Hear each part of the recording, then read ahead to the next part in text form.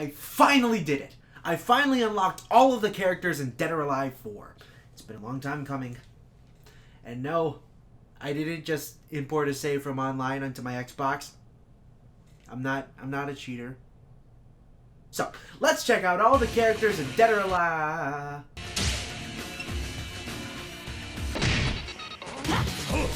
I got this.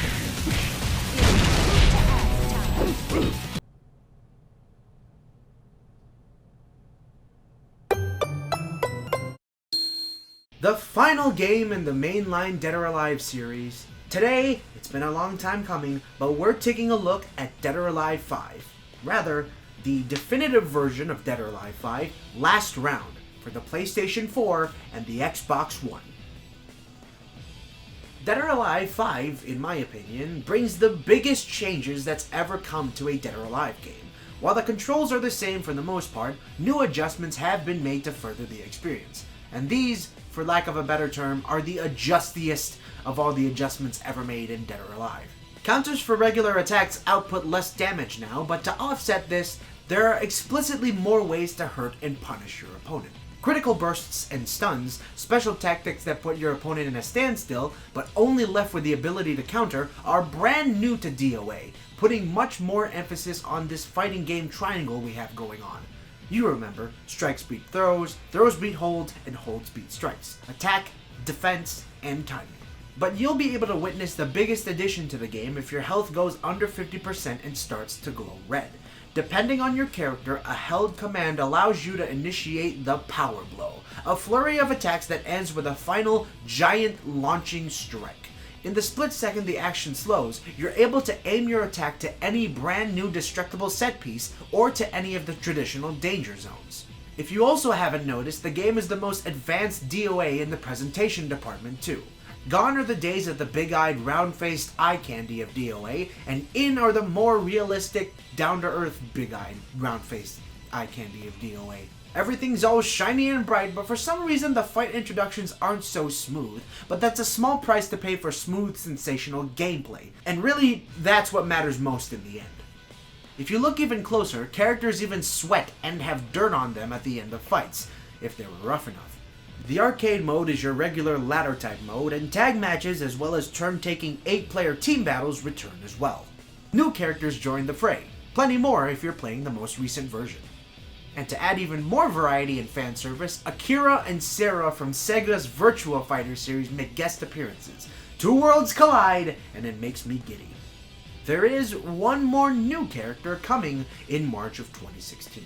So we covered gameplay, presentation, modes, and yeah, I think that pretty much covers it. Oh wait, costumes! You can now buy lots and lots and lots of costumes. What the hell? Whew. Can you believe it? I've taken a look at every single Dead or Alive game ever released. I thank you for your... Wait a minute! I forgot one! Dead or Alive 5 on the PlayStation Vita. This game came out before Last Round, but after Dead or Alive 5. And before you ask, no, I'm never using the U word ever again in a Dead or Alive video. Please excuse the horrible camera work. My Vita capture device has not arrived yet. Dead or Alive 5 was released as Dead or Alive 5 Plus on the PlayStation Vita as a full port. I know the Vita gets a lot of flack for being bad or LOL no games or whatever, but I still love how developers found ways to bring full console ports to portable systems.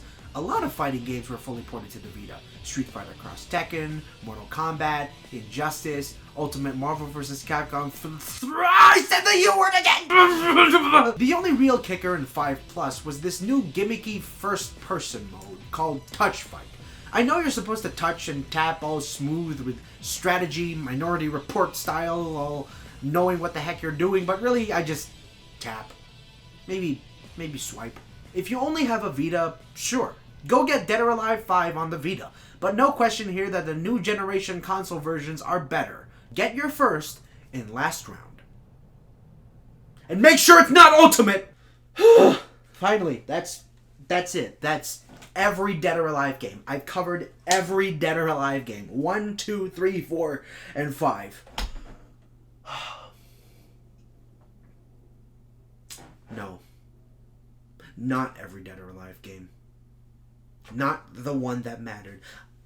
Throughout this whole series, I've avoided the one game that makes Dead or Alive what it is today. What was it called? Oh God. I'm so nervous. I forgot the name. What was it called? How could I forget? It's the one that got all the controversy when it first came out. What was it?